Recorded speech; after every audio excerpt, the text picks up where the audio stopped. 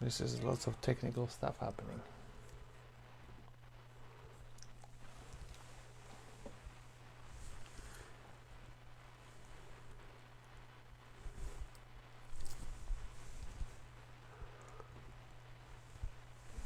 And ladies and gentlemen, we are live. Even more alive than before today. Exactly. Yes, because, well, today is a historical day, but also because we have the great Vardan Ovsepian here, my dear and most admired piano guru. And let me see if I remember how to do this. I know how to bring myself in and then bam! See? Now we are live. Vardan, so good to have you here, man. Thank you, Otmaro. It's been Thanks for been having wanting me. to do this for so long, and it is always. It's the first time that we're going to play together. I'm always on the other side, True. either clapping or dueling with your solos and your compositions. No, that's me on the other side. But this is great, and also so good to be in your space. We talked about this. It was many years ago that I came for the first time, right? It was. Yes, we were just moved. We had just moved into this space, and It's so lovely. Your setup, the piano, your roles. yeah. It is well, one little step at a time. Mm-hmm. Yeah, so just a little note, there is a little bit of white noise. Yes, that's the Fender Rhodes. Okay? That's okay. Okay, cool. Right. Yeah, well, you're gonna experience a little bit of that noise that you were experiencing is a little bit of a electric noise that I have in the Fender Rhodes, which escaped my attention. Actually, is beyond my control, but still it sounds glorious because I love my Rhodes, and having Vardan playing my piano, it's an honor, and the only way that I could think in complementing his playing is with another equally organic instrument. So the Rhodes it is, even with the noise and everything. Oh, it sounds so good. So let's start by playing something, and then we'll take it from there. Yeah. Okay.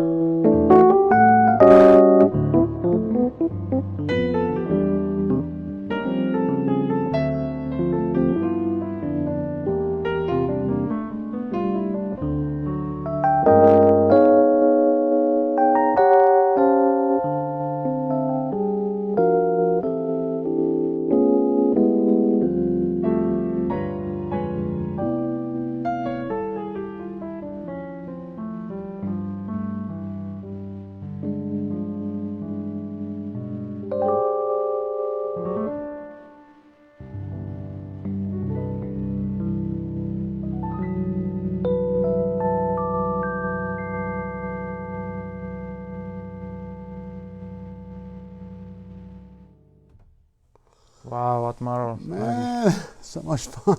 Yes.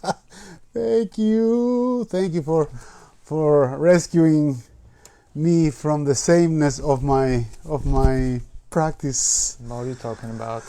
That's man. That I love that roads. I'm taking it with me after this is over. Oh man. Well, the name of that tune couldn't be more apropos for today, because it's night and day, right? Yep. We are at the very beginning of something that is diametrically opposed to what we were living so far. So keeping hope, keeping optimism alive, right? And I always like to start this little program by asking you, my guests, what has been your experience, your first, from, like, you know, if we can summarize in a way, from the very beginning you heard what this new challenge was, the pandemic, the new limitations, the frustration, and all that. How did you receive that, and how did you process? What was your first, line of action? Again, there's no right or wrong answer. Some people went straight into depression. Some people went straight into proactive work, practice, develop, composition, learn something new, learn a new software. Yeah. So, what was your experience with this? No, you actually described it. It's exactly the second, as you said. It was clear for me, for all of us, it was clear that we are in this for a long time, right? Not maybe from very beginning, but in about 1 or 2 months in, it was clear for us that we're in it for a long time, and we still don't know for how long. And during our busy lives as musicians, composers, performers, there are certain things that we never really managed to do. As for instance, taking care of the publishing side of my tunes, or writing the book that I wanted to write now for more than a decade now, the book of the permutations, or building a teaching platform that is not going to be just logging on Skype and teaching students who are abroad and in other states, but having actually something solid. So I just attacked all of those areas, mostly with success. The publishing side always stays a sore part in my music, but I have learned a new software, built a new site which is non-interactive classes.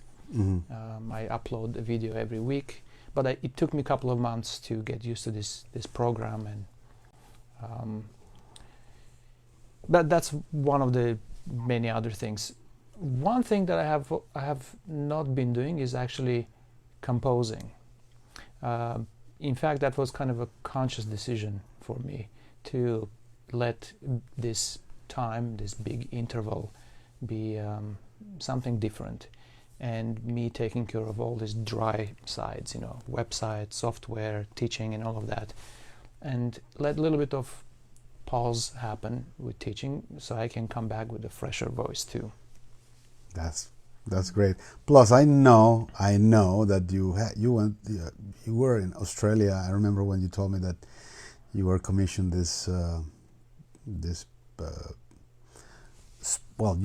you were given this space of time and physical space to be in a lovely place in Australia. I don't know what city. Adelaide. Adelaide. Oh, wonderful! I have friends in Adelaide, and just to compose, Just to compose, and so it's natural that you might have want to just take care of some other, because there's so many sides to what we do. Right. Especially Exactly. now in the modern era, we have to be our own everything. Yeah, exactly. How about you? What happened from the beginning of COVID? Like, how did you? Well, I'm I'm one of those that thought it's gonna be a couple of months. Yeah. So, but immediately, since first of all, I love my home. It took us a million years and looking at a million houses for us to come to this place. And I love my space that I've curated with the years, and for me it was like great. Yeah. It's like now I'm gonna be just playing and practicing. So I went straight into developing new. I was going through this uncomfortable. I know you can relate.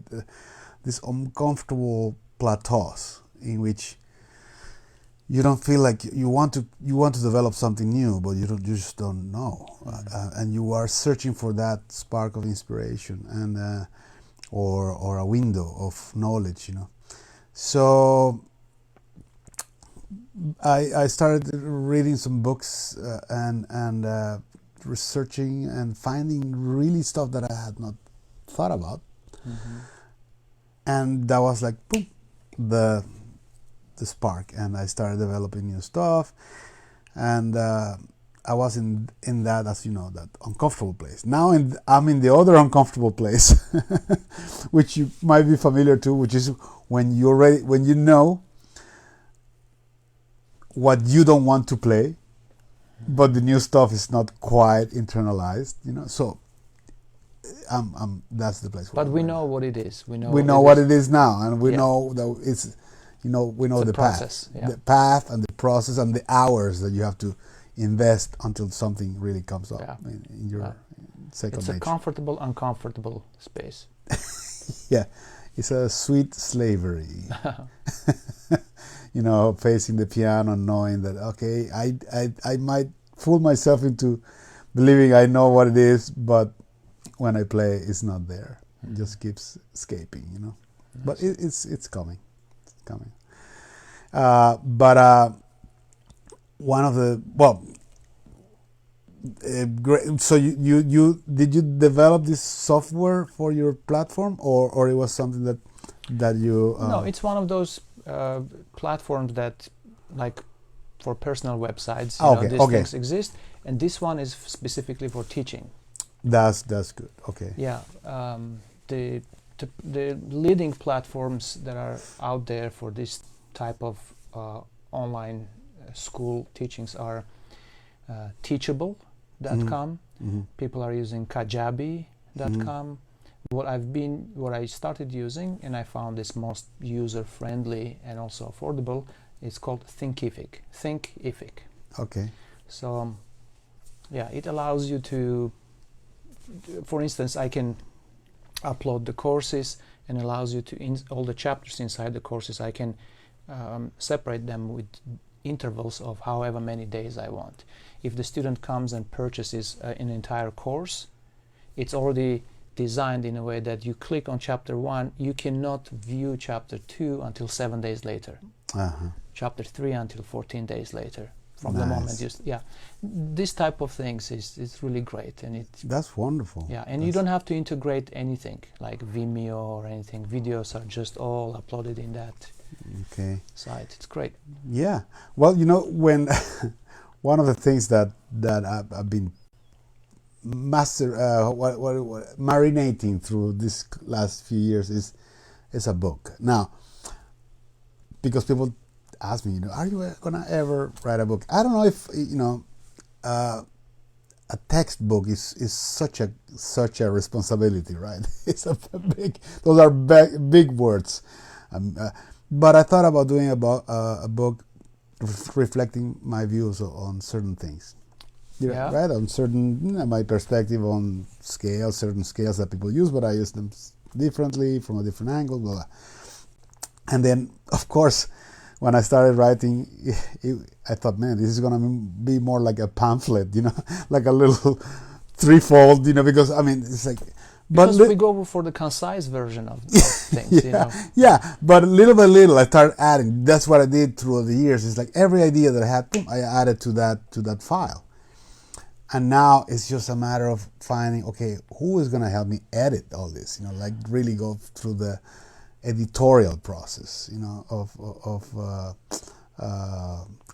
that the word? The editorial or publishing? The actual publishing of finding the right paragraph and the right angle and the right chronology of the things. And then after that, that's there someday. But I created a course immediately when like, well, I've been teaching online. I'm gonna create this course that I think is needed for a specific demographic, and went into the thinking, how I'm gonna break it down, the chapters and all that. But the platform is important. So when are we expecting it? Well, as soon as I learn how to use this platform, you just tell me. I see.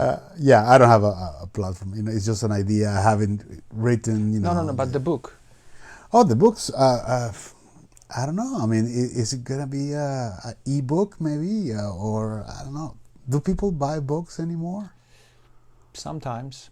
Yeah. Sometimes, but I think I know that I have. Yeah. That I do, but I don't know. Sometimes I'm like a little. Books I think are still in circulation a lot more than CDs, of course. Yeah. I'm like a little. I'm always in my cave. I barely like you go outside. I don't know, but I know that people are not buying CDs anymore. The sales are like of the physical product are down. Yeah. Let's play another tune.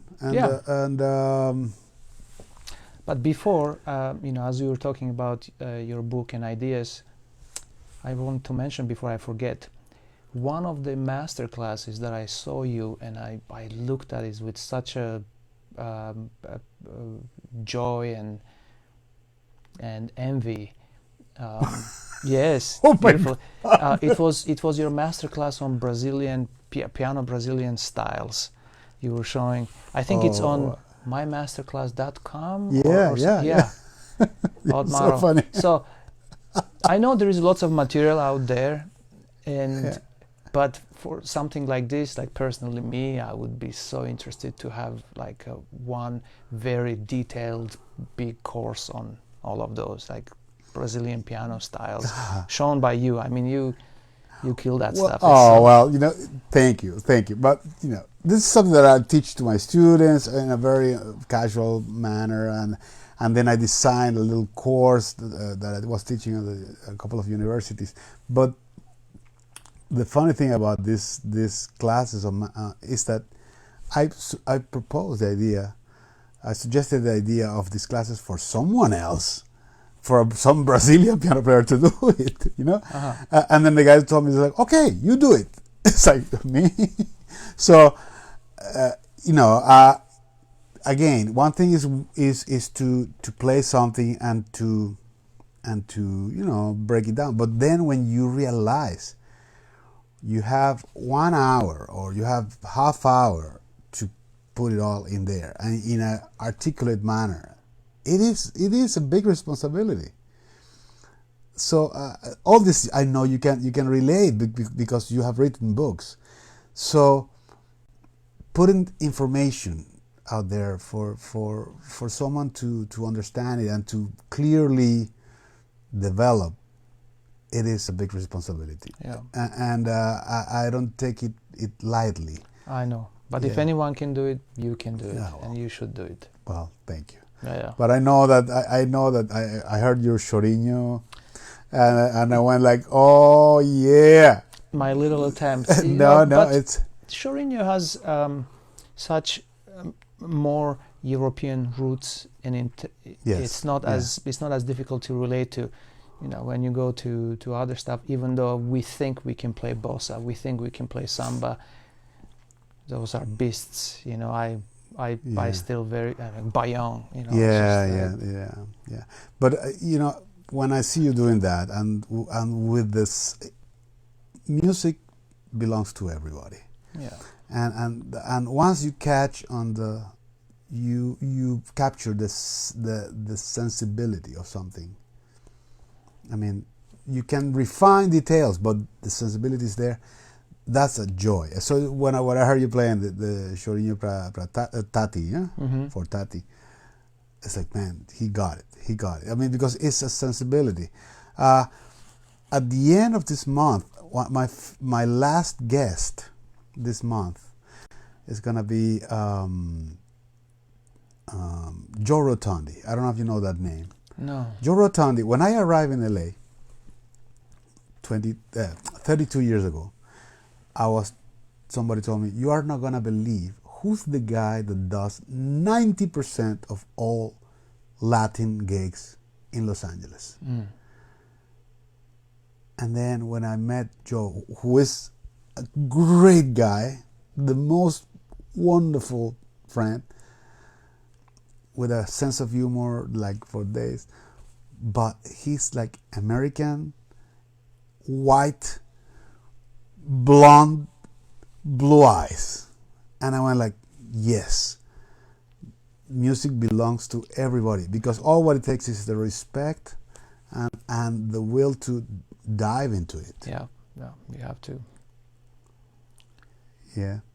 So let's play. I thought you mentioned this is gonna be we're kind of like in the unscripted mode here. We didn't really. I mean, today is a day of celebration. Yes. You know, and so it was. We didn't script anything, but you mentioned this tune in 7/8, right? Yeah, or maybe 7/8 or 7/4. Okay, like, whatever you like want. how- Yeah. Let's see if we can find the seventh inside of the sevenths. Yes. We will.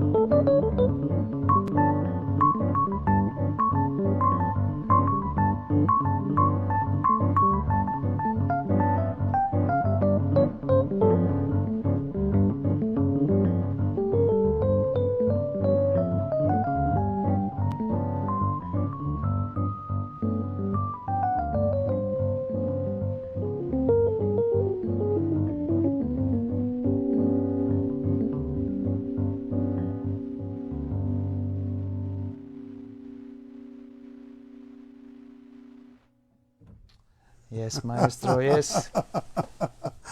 You see, Man. I have to somehow get into that territory a little bit when I'm with you. That was my fake partido alto version of in 7. I don't know how that translates in 7, but you know, it's like 7 and 9, right? Partido alto is that cum pen cum pen cum ken con, or 9 and 7. What is that? Partido alto. Ping kong kong ken kong ken kong kong ken kong ken. So I was going for some kind of a little fake version of that in 7. Yeah. All right. Well, there you go, and that brings me to the core. The core. I mean, this is gold, pure gold. Having you here, because you do something that very few people do. Besides playing your ass off, which is that you can transit all the territory between the pure inspiration all the way to picking from all the knowledge files that give you some heavy thinking, that only come with some heavy thinking, and that's something that people sometimes neglect. Under that inspiration is of course always the goal place to be, but we're not always inspired, and some people forget that, and then it's not until you can really know and develop things that you can access through, let's call it science, the science of music, the science of numbers. People talk about music. They always say, oh, when your kid plays music, he's better at math, right? But you know, few people really can tap into the potential, the mathematical potential of music.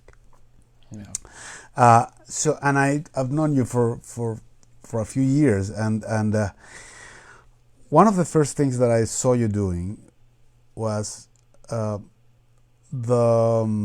publishing that book.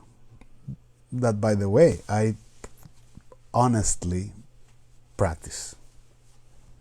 I'm not saying this because you're here or because I want to plug your book. It's because you that book. That's a big honor for me. No, that truly. And I know that I've and every time I can, I give copies to to the people that I think is gonna.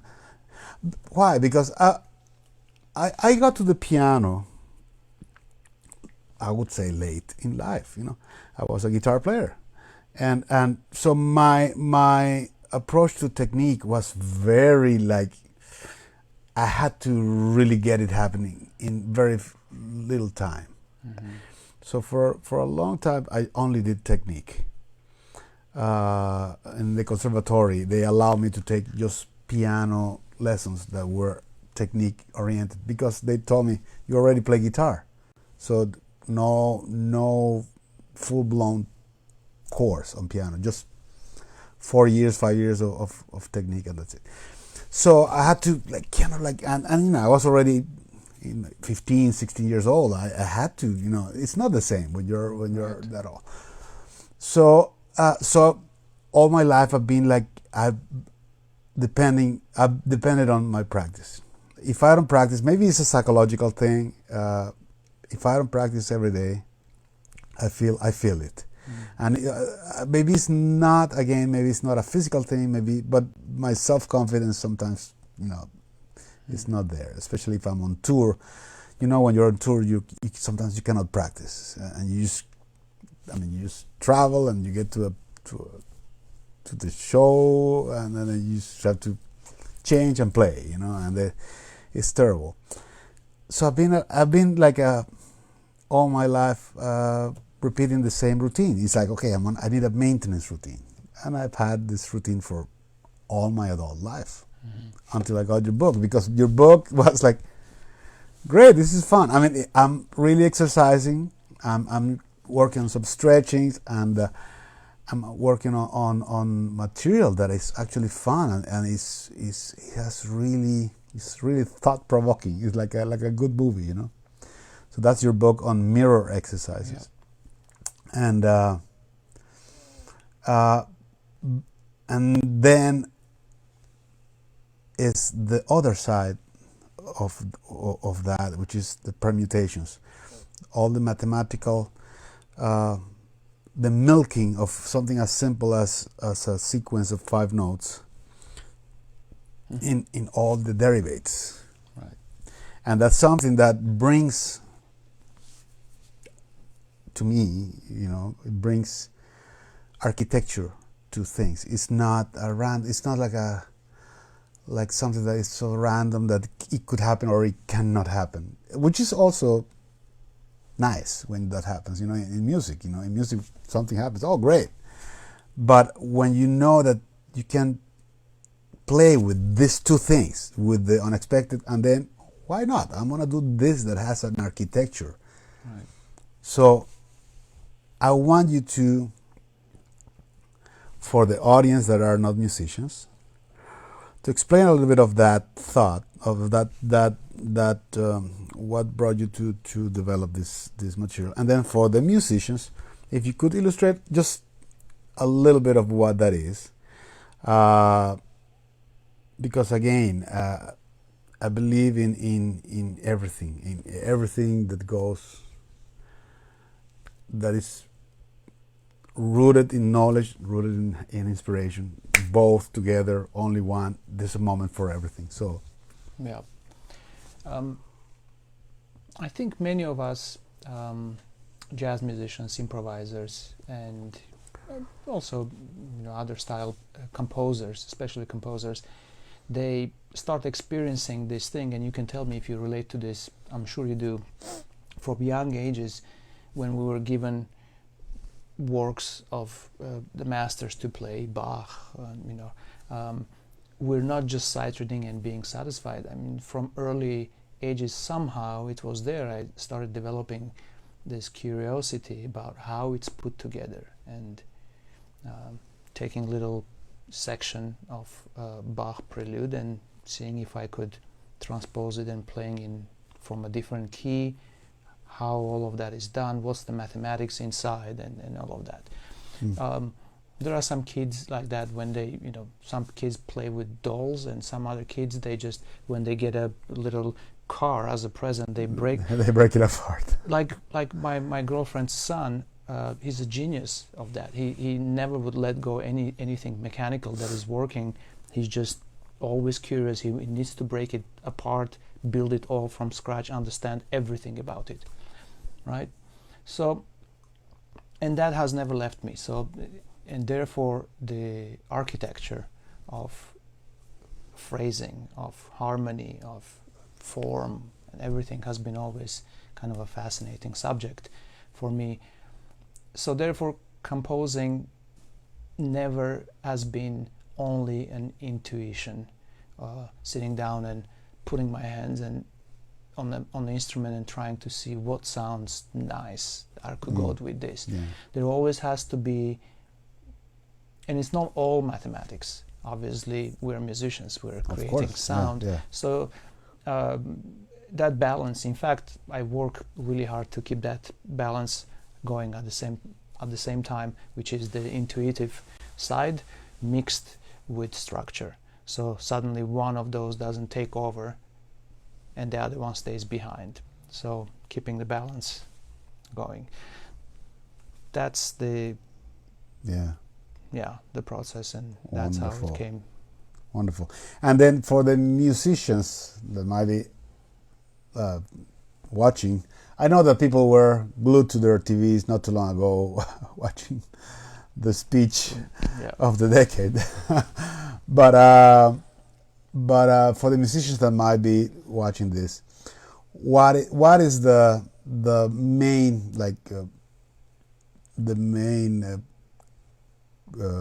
application where you see we can do it with a simple 5-note run. Mm-hmm.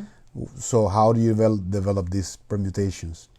And do you do them like diatonically throughout the scale? Do you work them? How do you work them? So all of these years I had kind of an approximate agenda and summary of steps that I was following, and that's how I was teaching also to students who were interested in permutations. But now, as I'm writing the book these days, and I'm kind of close to finish, the summary of steps is all very clear. There are few I would say main two territories: diatonic scales, and also there is the chromatic zone. Mm-hmm. So in step one, and I won't go in full details with this, I'll just go quickly through this, not to take too much time. But I choose a platform first, and the platform is either a diatonic scale or the chromatic scale. But in the diatonic scales, I can choose melodic minor, harmonic minor, simple major, but also diminished scale or an augmented scale. If I'm deciding to stay within augmented scale, that would be still a diatonic practice, because I'm doing everything inside. You're doing scale. with the diatonic intervals. Exactly. Then I choose a gesture, normally 2, 3, 4, or 5 notes. So, like you said, with 5 notes, say we're choosing minor pentatonics. 1 flat 3, 4, 5 flat 7. That's going to be the gesture or the cell or the unit. Same thing. Different people call it differently. I try to understand everything about it, all the structure, how it's built. Minor third, major second, another minor third, and the whole chord, like a minor 7 with an 11. Knowing your structure makes it easier later, because we will be transposing and breaking it apart. Then you're choosing permutation. 5 notes have 120 permutations. So I'm going to show something that is actually in the book too. This is 1, 4, 2, 5, 3. So instead of playing it from bottom to top, I'll be playing, and this is one tricky part, not to mix permutation numbers with scale degrees. When I say 1, So this events. Those are events. The events inside of the scale. Exactly. So this is 1, 2, 3, 4, 5. That's how I'm thinking. If I have this kind of 5 notes, this is 1, 2, 3, 4, 5. So 1, 4, 2, 5, 3 would be.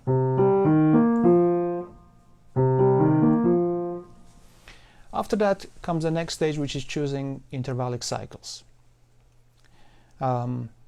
This particular one in the book, I'm going with chromatic. My platform is the chromatic scale. So therefore, I thought, why not to do this in all 12 keys? It will be also a great practice, to practice all this in all 12 keys. So I went with 1 12-tone raw, which goes this way.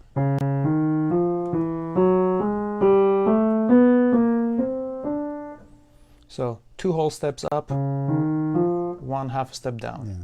2 whole steps up, half step down. So from all of those notes,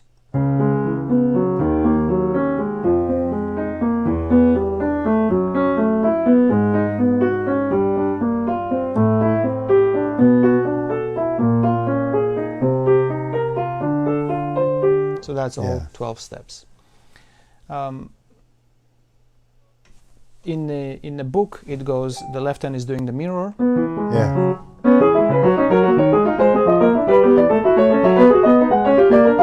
and so on.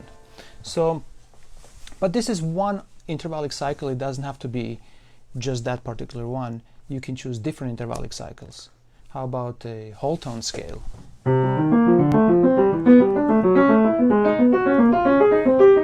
Yeah. It's already a nice phrase, it's very chromatic. You can apply this in wherever you want. When a phrase has such a chromatic nature, all you need is just a very clear resolution, and you're there. Yeah. Yeah, and then yeah, when you're working with something this that produces this much tension release, tension release, tension release, you're always able to find the proper point of application, you know? Because especially like tunes that have a pedal point, a very strong pedal point. I mean, how much can you hammer that one Same scale, yes, you know? exactly. Yeah, so yeah, this is wonderful. Absolutely, yeah. This is wonderful. But even intricate changes, because as you know, with jazz standards, the 2-5-1s, 2-5-1s, there is lots of expected changes. So you know how in cadences, with the tune finishes on the bottom last four measures is like 3-6-2-5 or something. It's lots of people, let's say, replace that with the bluesy sound because it works. They instead of outlining every single scale, they go with the blues scale. That those type of situations can be always replaced with unifying with a more complex and colorful. Yeah, that's great, man. No, I'm excited about this material. I mean, it's for me. This is thinking about this in a way morning to night. It's all these numbers and how they all come together and make a beautiful sound. You know. One of the things that as I practice, you know, I selected some of your exercises, but is with this. First of all, the tricky thing, as you said, is not assigning the numbers to the scale to degrees. Yeah, because then it's confusing. It's confusing. Yeah, but another issue. I remember at some point, I don't know if you, we were talking about the augmented scale when you were writing that chapter on the augmented. There's the issue with the enharmonics and what is a third? Is a third or when you have is it like a minor third? Or like when you dive into the perfect fourth, it's diminished fourth, right, or a diminished sixth, you know, rather than the flat, you know. So you create this. I mean, what diatonically you get these unexpected intervals that if you try to name them correctly and use them correctly, they might be counterintuitive to what your hand is dictating, you know. Right. And whenever we're writing something and it's going to be documented and it's going to be out there, obviously with music theory and music theorists, there's going to be lots of criticism and all of that, of course, depending, because there's so many different views on the same topic. I've just decided to make sure that I am consistent within my own creation, which means if I name this X something, that always should stay X, so I don't keep naming it differently throughout the book. Yeah, like when you're using the pentatonic, for instance,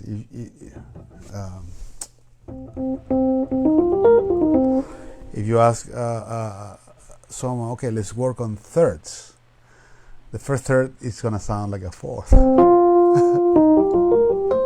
Right, exactly. So it's like, oh, but that's well, you know, we're talking diatonic thirds, not what, you know, the notion of the sound of a third that we have in our heads. That's great, man. It's definitely lots of thinking, but well, it's like you already have been doing it for long enough that it's natural in your playing. And sometimes I hear you playing, and you play these runs that, or what you know, if I'm sure if someone watches this program again and they can see, you know, when we're playing, you're playing these runs that they're touching and very, very strategic notes, and they're totally displacing to places that go like, is that? But then again, they're responding to an architecture. They're responding to a flight path, you know, which is the important thing when you want to be in control of, you know, so that excitement and discovery is also controlled in a way. Yeah. No, but some of the little outside things, and because I'm here playing it with you, I'm getting inspired. So that's why I'm taking a special left turns. Yeah, of course. And that's wonderful too, you know, when you let go, you know. Yeah. But again, that's why I say it's like you gotta be able to transit all this territory of possibilities. Yeah. Wonderful, man. Let's play another tune. Yeah, let's do it.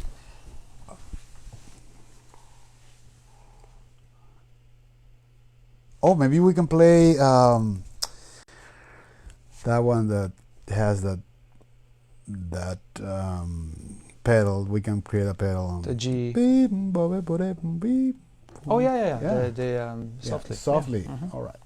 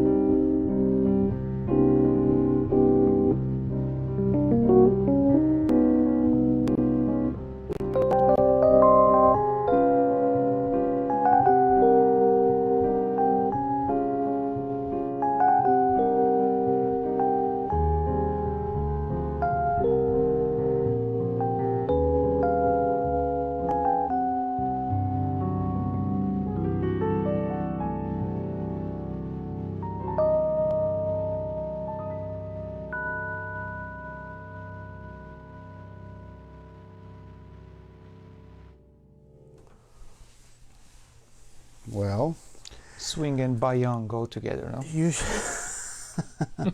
and you sure made me think about. Gee, I mean, so much to. It's like when you find something in the beach, you know, you find this little. Oh, I wonder if there's more. Of course, there's more. Let's keep digging, you know. So, thank you for always the inspiration, man, to. No, thank you. Made me Mr. want to be Thank better. We, believe it or not, we have. This is a show, and we have a special segment in the show, in which you are asked some very silly questions. you. Ah, By the way, let me put this here because if people are watching this and they feel like, I'm sure they're feeling the love and they're feeling the amount of information that you are sharing with our audience. So donations are very much appreciated, and there's a link also in the video description. There's a link for the same link that is on the screen right now.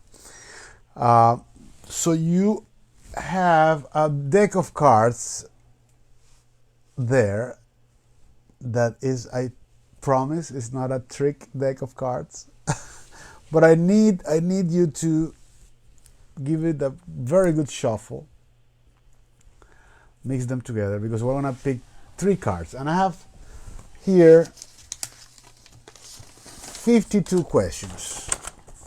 oh, I see. That's what One it's for each 50. card, right? So that's the only way I could find to do it really random, because, you know, if I know you well enough, I might know what your favorite numbers are, and I might anticipate you. But I mean, I want to make sure that it's going to be fair.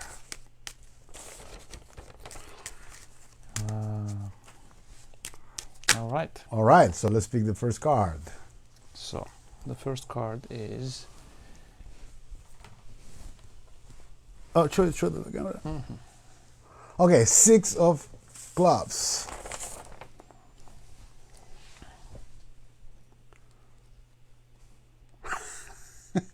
You're the first one that has got this Bizarre question. yeah, it's a silly question, but I mean, we live, we travel, we meet people, and we are put in these situations. So, what is the biggest foot in mouth moment in the music business or in the music circles that you can remember? Saying something completely inappropriate to someone, or mistaking someone for, you know. I have plenty of those. Me too. I have many of these. Let me try to remember.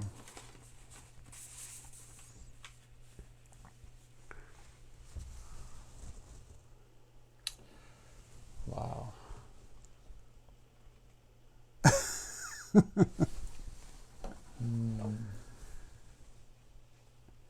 This may take a while. Huh.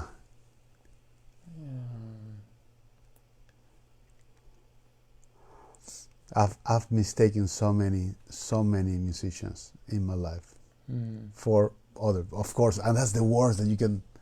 One of the worst things that you can do is like go to someone and say, "Man, I love this record of yours, man. I've been playing it. You've been such a great inspiration for me." Blah blah blah. And the guy is all pumped up, and then you go like, "Yeah, the album is such and such," and the guy goes like, "That's not me. That's not me." Oh my God. Then there's no way back after that. Then you have to ask him, "So what have you recorded?" Then you have to try to get out of the situation. Yeah. I definitely have been on the other side, for sure. We all have been. Trying to remember, when have I messed up like that? And I have many times. Just nothing comes really to mind at the moment. Well, maybe they were not that bad then. No. Should we pick another card and Yeah. Let's see, maybe I can think of something like that. Okay. Check it out. I'm going in. Oh, gee. Okay. You're going by suit. Spades. 6 of spades.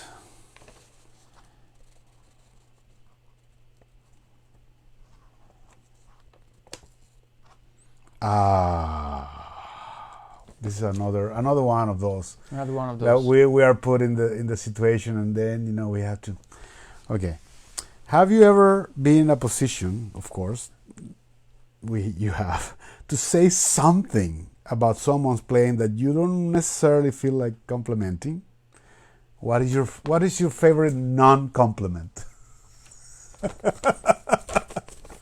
Well, among us jazz musicians, we have all of those The licks. phrases, licks, exactly, phrases. We're all familiar with. Man, I love the concept you're going for. You're going for.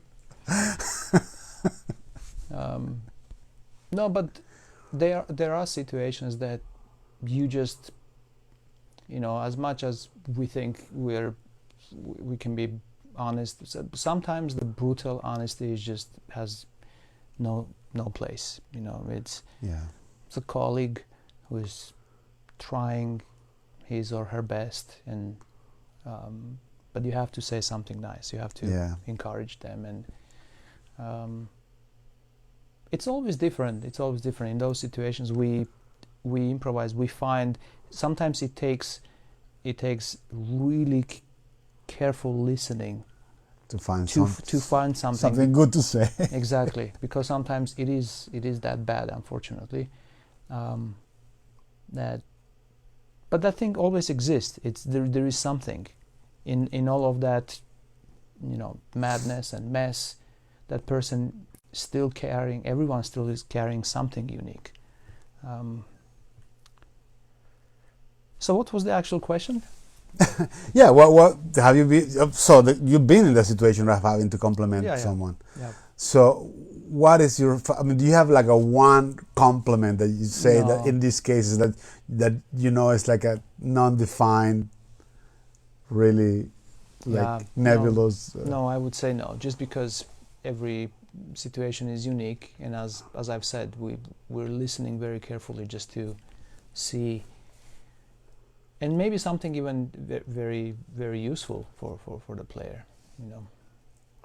Yeah.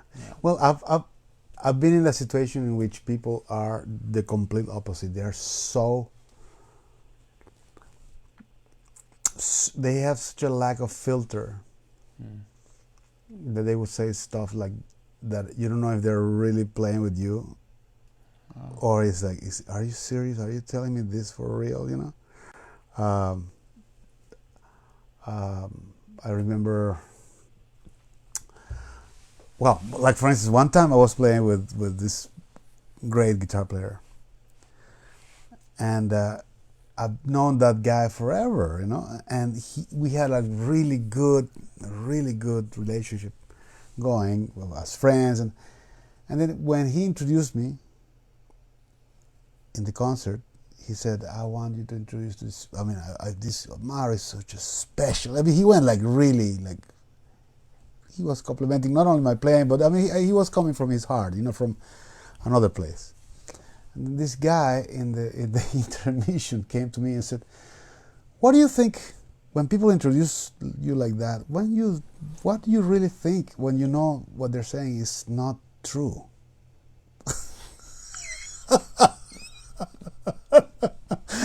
Imagine. I went like, it took me a second to click. But there are people like that, like walking the streets of the world, No. By the way, Otmaro, I found the other thing. Okay. So, a while ago, I had this office, and I had the grand piano in Glendale, and I was doing my classes, and I was doing master classes and also teaching privately, but also it was such a beautiful space in Glendale. It was just shared with the yoga studio, nice big space, that I started hosting few concerts before I stopped it, before life took a different direction and I had to go to Australia, and I stopped all of that. I got rid of the space. And so out of the 3 or 4 concerts that I've sponsored and curated, not sponsored, curated, was one for David Binney. David Binney, the saxophonist whom I admire so much. So I thought solo saxophone might be really a great idea, and because he prepares this on a computer, this written electronica, or he compiles these compositions, and then he just performs on top of that. So he hooks it up to the speakers, and then he just it's really a great act. But I've never done in my life any curating of concerts, so now I have to do PR and everything. Right? So, and I'm writing with my own words, and I'm quickly typing something and writing, okay, this one of the main lines that is with big letters going, one of the rare opportunities for you to hear David Binney. And guess how I spelled rare? I didn't spell it as rare, as a rare, I spelled it as a, not rare as, not frequent, but rare as a rare bumper. Okay. And this is how I advertised it. It's beautiful, blasted everywhere. One of rare, and I wasn't even aware. So this is, everyone is reading it, and then I get this message from David, writing, "Hey Vardan, I am okay with experimenting with different things, but playing with my butt open is not one that I'm willing to." It's not in the program. That's wonderful, great. Man. Always check the spelling, man. Always yeah. That's wonderful, one man. of the rare opportunities. Yeah. Grab another card. We're gonna, All right. Looking at the time. Yeah. Another 6. Yeah, go for it. The magic is on the camera. 4 of clubs. Okay, you went for all the even numbers. Yep. 4 of clubs.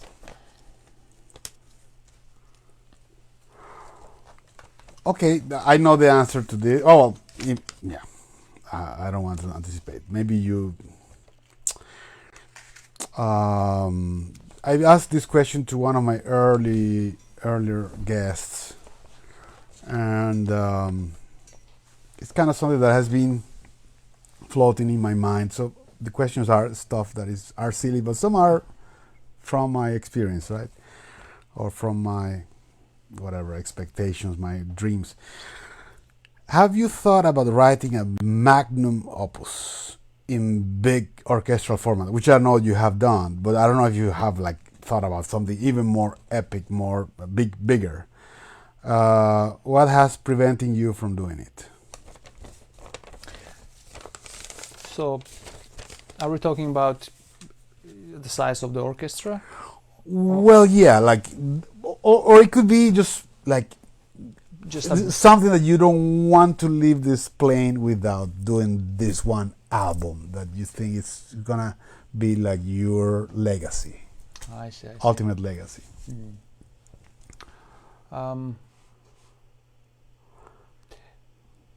Yeah, I think there are a few. I'm going to mention only one. I'd like to compose 24 preludes and fugues before I leave this planet, in a way that it can stand. I'm not going to, aim for, stand next to Bach's works, why not?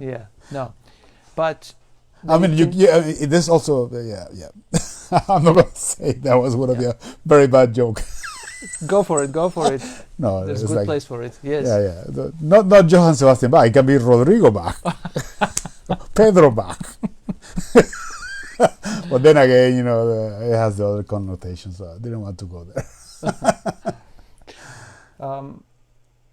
Shostakovich wrote 24 preludes and fugues, and that is magnificent work, and you can see the lineage, but it's at the same time it's 20th century contemporary work. It's fantastic. So yeah, not just as an experiment for it to, like, I tried writing, but I want to leave this work as a prominent kind of showcase of my life's work. That's why I'm not even attempting it right now. I don't think I'm ready. So maybe in about 20 years or so. But that always has been somehow, I don't know why, but always has been with me. 24 preludes. And that's something that the only the limitation is not, it would be a time limitation, but it's not like a budget limitation or anything, because that's stuff that you can achieve very by yourself, just with a piano. And I know you've done the other. You've done your orchestral arrangements and orchestrations, and with voce and the biggest one actually was just a few months ago, right before COVID, at the end of the last year. Wow, I'm saying a few months ago. I'm realizing we're in November. Exactly a year ago. Year ago, Peter Erskine commissioned me to write a symphonic work. So that was for symphony and drum set. That was included in a program that they performed in Vienna. So he performed numerous pieces. One of the other composers was Daniel Jabot. I know Daniel. Great pianist, composer. So Peter collected few pieces, commissioned a couple of composers like me and Daniel, and so that was actually my first big orchestral work, because before that I've been working in chamber ensembles, 13 to 15 piece max, and I've written other commissions and things for, again, chamber size, but for symphony that was the first time, and I still haven't heard it live. Wow. Yeah. Beautiful. Yeah. Beautiful.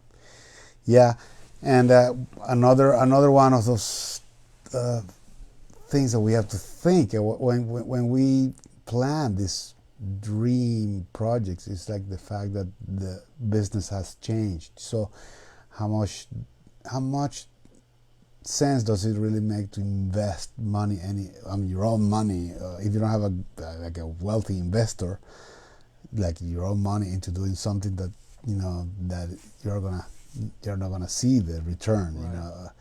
It's a really messed up business model right now, music. Yeah. But just because we just talked about this, I am actually curious about, since you asked that question, that that card came. How about you writing that magnificent thing, or do you have what's on your mind? Yeah, well, I've always felt like my handicap is. I consider myself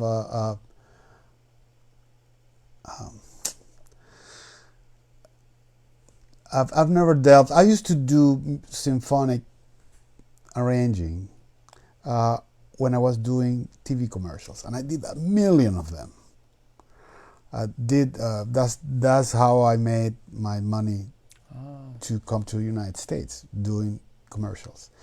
Back then, in the late 80s, mid to late 80s, the budgets in Venezuela, there was a bonanza. You had big budgets, and you could actually do commercials daily, and with big budgets and big formats. So I was the one that said, okay, this needs an orchestra, this needs a calypso ensemble, this needs just a vocal quartet. I mean, I call the shots, Nice. So that's how I started. Whatever I know of orchestration, what works, what doesn't, I develop it like that, just by trying and getting paid for it. Yeah. Sorry. Great. Sorry to the people that actually gave me the jobs. But I was very young, so I was openly like trying stuff. Mm-hmm. Now it is different when you do a 30 seconds. It's different when you do a 30 seconds commercial, as from keeping the interest for a true developed piece, orchestral piece. It's very different. And the level, again, is a matter of responsibility. That word about the writing a book or putting out knowledge out there for people. That knowledge, I mean, it's a big responsibility. You cannot be like, you cannot just pull it out of your butt, you know. It has to be something. So that's something I respect so much, that I have all those charts that you see there. Those are projects. Those are my compositions. They're all over the place. And I have them by projects. One of them is an orchestral project with for my quartet and orchestra enhanced, you know. And sometimes I feel like, should I orchestrate it myself, or should I put it in the hands of someone that I truly, you know, admire as an orchestrator? So I don't.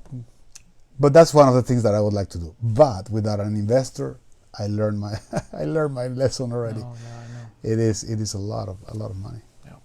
Yeah. So that's there. Let's play. I mean, believe it or not, we've been talking for almost an hour and a half. So I would like to play a song. Okay, I'd love to play one last tune. And then after this, to answer some questions from the audience. Unfortunately, I cannot read them because, you know, the screen is blocking the other one. I see. But Katina is gonna give them to me after we play this number. Okay? Yeah. All right.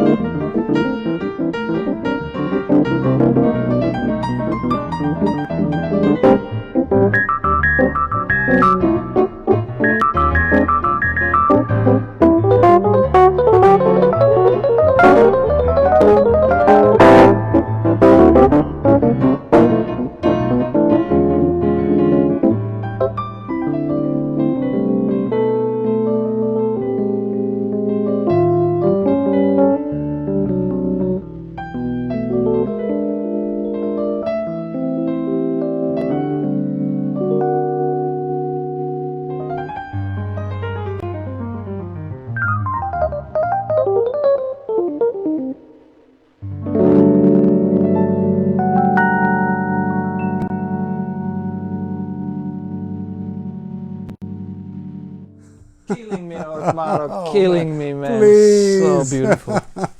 Please, please. So we have questions. Yay! Question. First of all, a lot of people are concerned about the distortion when you play Yeah. loud. Nothing to do about it. I'm sorry, Yeah. this has been like one message after the other. I've been avoiding to talk about it, but I decided just to mention, just in case. Yeah. So there is a message from Roland, a question from Roland to OT. How do you approach your deconstruction of popular Latin tunes and create a jazz piece out of them?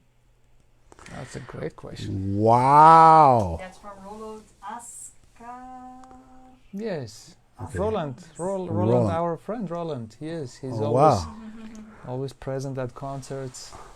I like Wow. that. Yeah. Wow. Well, I want to try to put it in as simple terms as possible, because that's, we're talking about the arranging process, right? And I've always been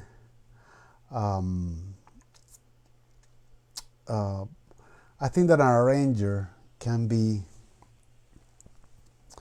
much more than a guy that applies makeup to the model. You know, I like when if we make an analogy with well, I went into the fashion thing, but I don't know anything about fashion.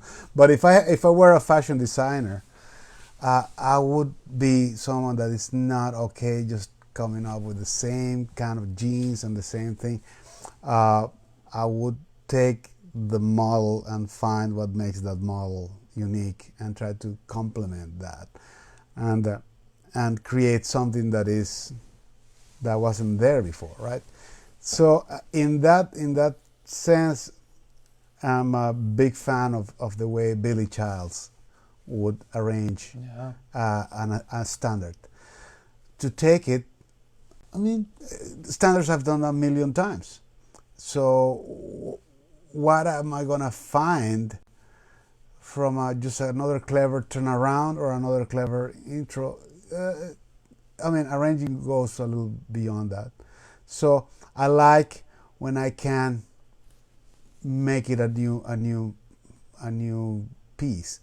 And for instance, when I did the Girl from Ipanema, which Yes, that was exactly what I was thinking, because I was present at that concert when you did with yes, at Blue Whale. Man, that Girl from Ipanema turned into a such a beautiful, but it's something. It was very simple approach, but it's like, well, first of all, I was not breaking any new grounds. It's just thinking a little bit into how can I personalize this? How can I turn it into, first of all, make it a minor, like change the mood of it, not the mode, but the mood. yes, and make it a minor tune, and that famous bridge that everybody, I mean, that seems to elude everybody's kind of like, how can I do something new with it? You know, if you play enough with it, you will find those new architecture that still fits, and it moves in the same way that it was originally intended, but with different chords, different relationships in between the chords. So I like that. I like when I can play with that. And for instance, Katina she's a fan of Norma Winston, and some of or some of those historical arrangements in which the melody doesn't have to stay in the same key all the time. So take that melody and transpose it out of the blue. Transpose it to a different place just for one phrase and see what happens. See what you can how you can keep the coherence by just displacing the melody. And I like to play with those parameters. So at the end, you find something that you will feel good about doing something that wasn't there before. That is not the cut and paste thing, because for the most part, our arrangers, okay, you get a song, you write an intro, you write at the most an interlude. I mean, well, I'm not talking about big band. When you're doing big band, of course, it's a much more involved thing, but also intro, an interlude, and an ending, and then the core of the song remains the same. It's the same relations, harmonic relations. So it's like, why not messing with that too? Make it your own. So yeah. This is another. Yes, and one more question for both of you guys from Chris Blondell. Chris Blondell, yeah. When Great drummer. Sorry? He's a great drummer, yes. Oh, nice. Hi, Chris. So when composing, what methods do you use to expand on your original idea, motif, etc.? What methods do you use Okay. when composing? Okay. Go ahead, Vardan.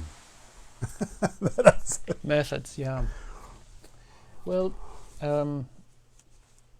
there are numerous different methods, but I'll just mention couple. One that really has been a driving element for me is finding a core idea. Once the core idea is already present in the development process, trying to be cautious about, it's almost like an exercise, not to bring in any foreign elements, any other elements. It's almost like, how much can I push this one idea and just put it through the different keys, or maybe some rhythmic little filters, but not to bring in, it's almost being greedy about the idea, not to bring in any other forces, anything, and remain true. Exactly. Yeah. And if your idea proves to be strong enough, it can actually travel a lot without asking any other helps from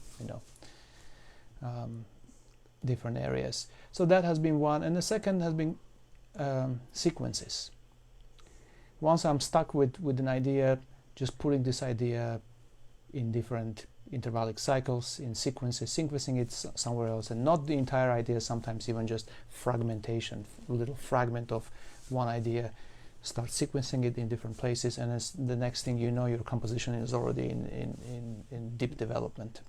So those two things. Yeah. You, Otmaro? Well, yeah, that's exactly it. I mean, I try to honor that cliche that people have about the narrative, right?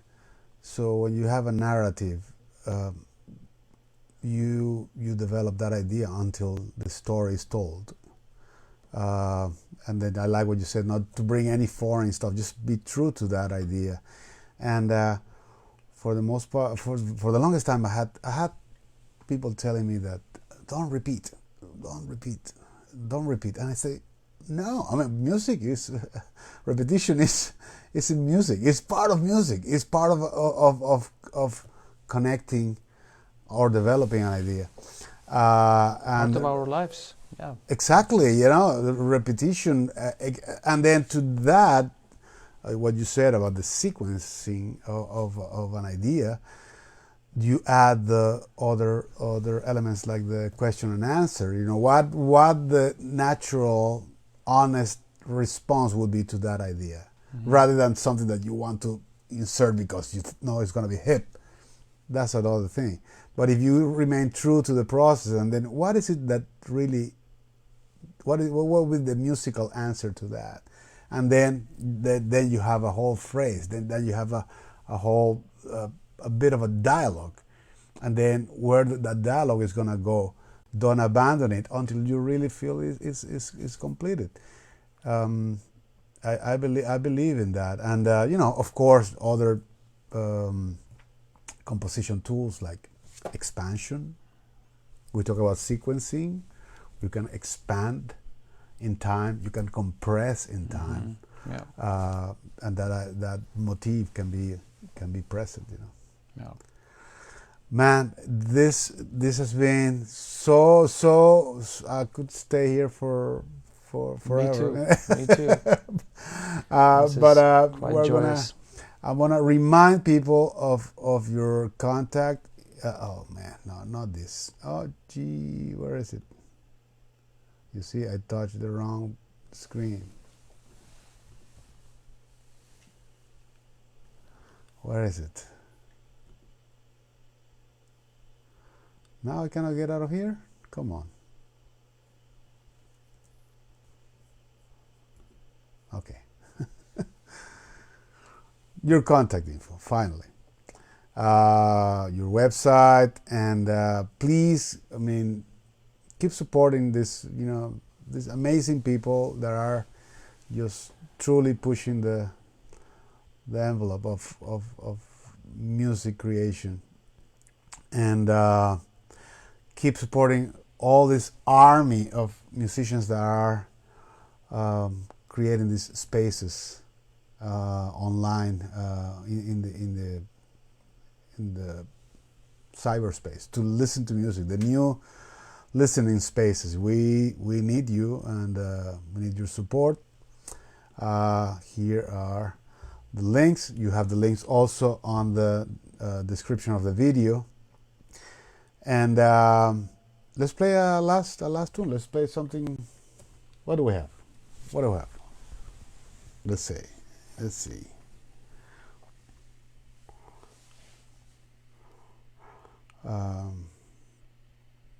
play a blues. Yeah.